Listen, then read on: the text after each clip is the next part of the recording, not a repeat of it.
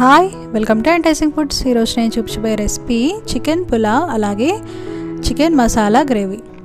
పల్లెటూరు స్టైల్లో చేయబోతున్నానండి. మనం ఎప్పుడైనా తిన్నప్పుడు చాలా మంచి ఫ్లేవర్తో చాలా బాగుంటుంది కదా. అయితే ఇప్పుడు ఎలా తయారు చేయాలో, అంత మంచి ఫ్లేవర్ రావడానికి ఏంటో సీక్రెట్ చూసేద్దాం. ముందుగా కర్రీ చేసుకుందామండి. దానికోసం 2 టేబుల్ స్పూన్ ఆయిల్ వేసి పచ్చిమిర్చి, ఉల్లిపాయలు అలాగే తగినంత ఉప్పు వేసి బ్రౌన్ కలర్ వచ్చేంత వరకు వేయించుకోవాలి. ఇప్పుడు ఇంకా 1 tablespoon ginger garlic paste వేసుకోవాలండి.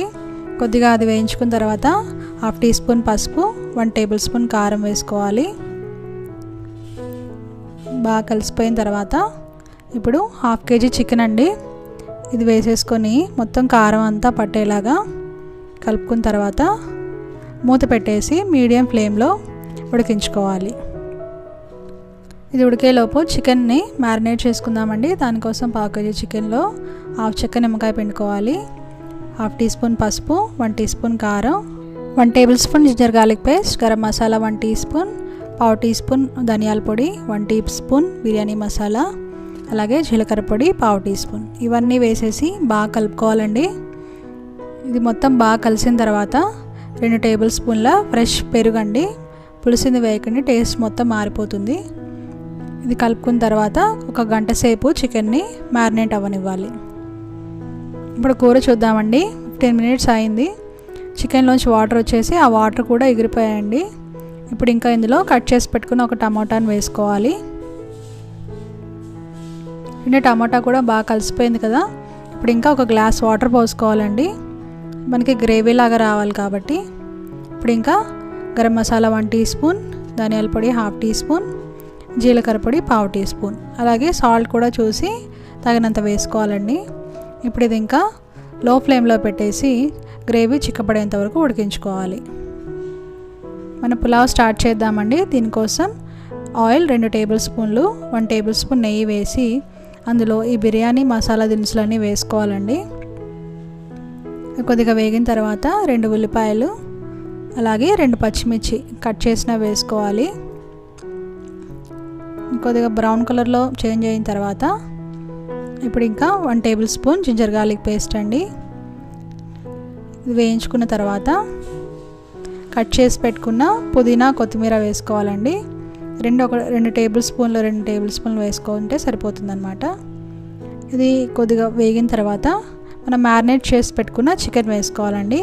ఒక 5 నిమిషాల పాటు ఇది బాగా వేగిందండి. ఇప్పుడు ఇంకా 1/2 కేజీ బాస్మతి రైస్ 1 గంట సేపు నానబెట్టుకుంది వేసుకోవాలన్నమాట. ఇప్పుడు దీన్ని ఇంకా మీడియం ఫ్లేమ్లో పెట్టి ఒక 10 నిమిషాలు బాగా ఇలాగా కలుపుతూ వేయించుకోవాలి. ఇదేనండి సీక్రెట్. ఇలా వేయించడం వల్ల అన్నం చూసారా ఎలా ఫ్లేవర్ఫుల్గా మొత్తం మసాలాలన్నీ పట్టేసి చాలా బాగుంది కదా. ఇప్పుడు ఇంకా 1/2 కేజీ బియ్యం తీసుకున్నాం కాబట్టి దానికి డబల్ వాటర్ మరిగించి పోసుకోవాలన్నమాట. ఇప్పుడు ఇదంతా ఒకసారి కలిపేసి లో టు మీడియం ఫ్లేమ్ పెట్టేసుకొని అన్నం ఉడికేంత వరకు మూత పెట్టేసి ఉంచేయాలి. లో ఫ్లేమ్లో కూరని ఉడికించాం కదండి. ఒక 10 నిమిషాలకు చూసారా ఎంత తిక్క గ్రేవీ వచ్చిందో కదా. చాలా బాగుంటుందండి. అసలు ఈ స్టైల్లో మీరు ఒకసారి ట్రై చేసి చూడండి. చపాతీలో కానీ, అన్నంలో కానీ, ఈ పులావ్లో కానీ, బగారా రైస్లో కానీ మంచి కాంబినేషన్ అండి. అలాగే పులావ్ కూడా రెడీ అయిపోయిందండి. అసలు ఇలా బియ్యాన్ని వేపడం వల్ల చాలా పొడిపొల్లాడుతూ మంచి ఫ్లేవర్ ఉంటుందండి. అసలు ఎక్కువ మసాలాలు ఏమీ అంత ఎక్కువగా ఉండదు. ప్రాసెస్ కూడా చాలా సింపుల్ కదండి. మీరు తప్పకుండా ట్రై చేయండి. చూడండి, చూస్తుంటే ఊరిపోతుంది కదా.